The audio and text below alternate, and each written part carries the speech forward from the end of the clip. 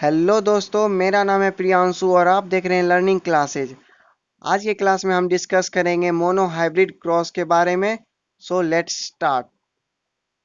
Mono hybrid cross दो शब्द से मिलकर बना हुआ है। Mono and hybrid. Mono means one and hybrid means characteristics. जब हम किसी एक कैरेक्टरिस्टिक्स से लेकर चलते हैं उसे हम मोनो हाइब्रिड क्रॉस कहते हैं। इसका डेफिनेशन जान लेते हैं। A cross in which single characteristics is considered is called monohybrid cross. Monohybrid cross उसे कहते हैं जब सिंगल कैरेक्टरिस्टिक्स का इन्वॉल्वमेंट होता है। For example a cross between a tall and dwarf plant. इसमें सिंगल कैरेक्टरिस्टिक्स है टॉल एंड डॉर्फ। एक प्लांट का टॉल, एक प्लांट का डॉर्फ। सो सिंगल कैरेक्टरिस्टिक्स जिसमें इन्वॉल्वमेंट होते हैं उसे हम मोनोहाइब्रिड क्रॉस कहते हैं। आइए जानते हैं मेंडल्स एक्सपेरिमेंट के बारे में। मेंडल ने अपने एक्सपेरिमेंट को परफॉर्म करने के लिए एक प्योर ब्रीड टॉल प्लांट लिया और एक प्योर ब्रीड डॉर्फ प्लांट लिया।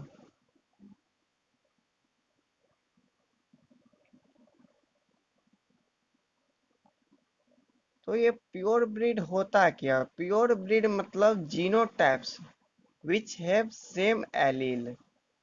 जीनोटाइप का सेम एलील प्योर ब्रीड कहलाता है। तो इस प्लांट का जीनोटाइप क्या होगा? क्योंकि टॉलनेस के लिए तो दो कंडीशन है, हम पिछले क्लास में पढ़े थे। एक capital T and another is capital T and small T. But Mendel ने प्योर ब्रीड लिया था, तो प्योर ब्रीड मतलब जीनोटाइप विच है सेम एलील, मतलब सेम एलील क्या रहेगा? Capital T and another dwarf के लिए small T and small T. तो इसे हम पेरेंट जनरेशन भी कहते हैं। जब इन्होंने क्रॉसिंग करवाया आपस में, ये है फ्लावर डॉल प्लांट का और ये डॉर्फ प्लांट का फ्लावर। जब इसको आपस में क्रॉस पॉलिनेशन करवाया, जिसको क्रॉसिंग भी कहते हैं, तो उसका जो जेमेट फॉर्मेशन हुआ, we know that gamete chromosome को सेपरेट कर देता है। तो इसमें क्रोमोजोम सेपरेट हो गए एलील में, एक capital T and another is capital T, and dwarf के लिए small T and small T. और जब उन्होंने इनको क्रॉस करवाया आपस में, प्रोबेबिलिटी करवाया कि ये इसके साथ भी क्रॉस हो सकता है, ये इसके साथ भी क्रॉस हो सकता है, या ये इसके साथ क्रॉस हो सकता है, या फिर ये इसके साथ क्रॉस हो सकता है। तो इन्होंने प्रोबेबिलिटी संभावना बताया था कि ये इसके साथ भी क्रॉस। जब ये first one another dot plant का फर्स्ट वन से क्रॉस किया तो capital T and small T बनाया। और जब डॉट प्लांट का फर्स्ट वन डॉट प्लांट का सेकेंड वन से क्रॉस कर हुआ तो ये capital T and small T बनाया। एंड जब डॉल प्लांट का सेकेंड एंड डॉट प्लांट का फर्स्ट क्रॉस हुआ, आपस में फ्यूज हुआ, तो capital T and small T बनाया। और लास्ट वन इज जब सेकेंड मतलब प्लांट टॉल प्लांट का सेकेंड एंड डॉ प्लांट का सेकेंड आपस में क्रॉस करवाया, तो ये भी capital T and small T आपस में फ्यूज करके बनाया। इन्होंने इसका नाम F1 जनरेशन दिया। और he observe that all plants were tall. Why? क्योंकि इसमें capital T and small T आया। हमने पिछले क्लास में पढ़ा था कि कैपिटल टी डोमिनेंट है और स्मॉल टी रिसेसिव। डोमिनेंट वाला रिसेसिव को सप्रेस्ड करके आगे बढ़ता है, तो इसमें क्या होगा? Capital T and small T क्या होगा? टॉल होगा। तो उन्होंने ऑब्जर्व किया कि all plants were tall in F1 generation. सभी प्लांट टॉल आए। इसका जीनोटाइपिक रेशियो क्या होगा? तो जीनोटाइपिक रेशियो हमने पिछले क्लास में पढ़ा था कि जीनोटाइप किसी का जेनेटिक कोड बताता है। तो जीनोटाइप इसका क्या हो जाएगा? 100% हेटेरोजाइगस। हेटेरोजाइगस हम पिछले क्लास में पढ़े थे कि different type of allele is present रहता है। तो इसमें क्या है? Different type of allele. But सब में है डिफरेंट टाइप ऑफ एलिस, तो इसलिए 100% हेटेरोजाइगस था। और फिनोटाइपिक हमें फिजिकल अपीयरेंस बताता है, दैट इज 100% टॉल। सब प्लांट्स टॉल आए थे।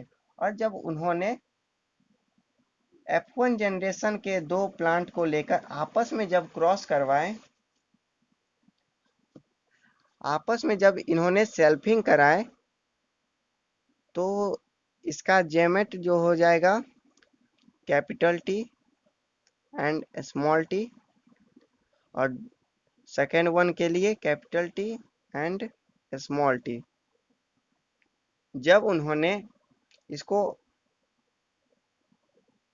आपस में क्रॉस करवाए, मतलब कैपिटल टी को अनदर प्लांट का कैपिटल टी, तो इसका रिजल्ट आएगा capital T and capital T.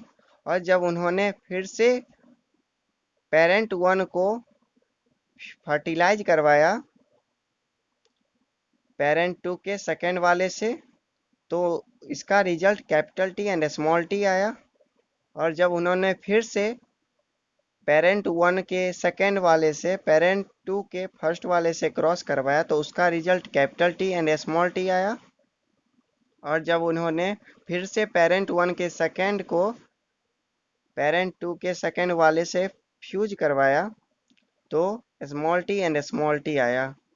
तो उन्होंने इनका नाम F2 जनरेशन दिया, सेकेंड फीलियल जनरेशन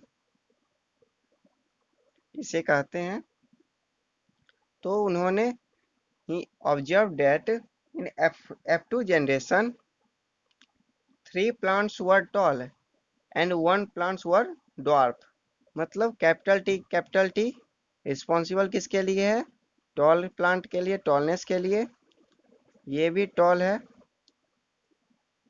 ये भी टॉल होगा, क्योंकि कैपिटल टी डोमिनेंट है और स्मॉल टी रिसेसिव है, तो डोमिनेंट वाला आगे आएगा, मतलब इसका प्लांट क्या होगा? साइज टॉल होगा। और last one is small T and small T, इसमें दोनों रिसेसिव है, तो इसका प्लांट का जो साइज है वो डॉर्फ हो जाएगा, मतलब शॉर्ट हो जाएगा। सो इन्होंने ऑब्जर्व किया कि सेकेंड जनरेशन में 3 कंडीशन में प्लांट्स टॉल आए, बट 1 कंडीशन में प्लांट्स डॉर्फ आए। 3 out of 4 plants were tall and 1 plants were dwarf. So इसका जेनोटाइपिक रेशियो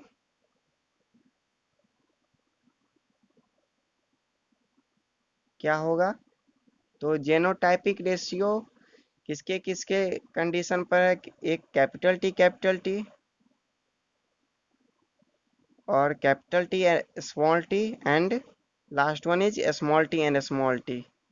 सो जेनोटाइपिक रेशियो क्या हो जाएगा? कैपिटल टी इसमें कितना है? 1 है, तो 1 ratio capital T small T कितना है? 1 एंड 2, तो 2 एंड स्मॉल टी 1 है। तो इसका जेनोटाइपिक रेशियो 1:2:1 होगा। और फिनोटाइपिक रेशियो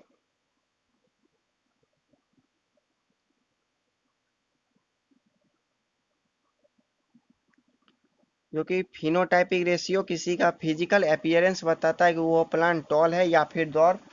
तो टॉलनेस रेशियो डॉर्फनेस क्या होगा?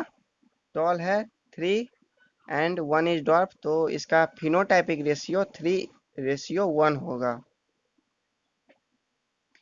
सो इन्होंने ऑब्जर्व किया कि इन F2 generation 3 out of 4 plants were tall and 1/4 plants were dwarf.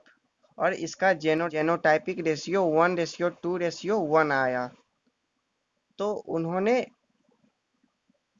उन्होंने ये ऑब्जर्व किया कि ये वाला small T and small T हमें कहाँ दिखाई दिया?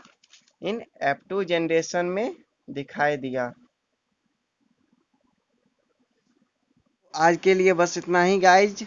We will continue in next lecture. Please subscribe my channel and hit like if you like my video. Thank you so much.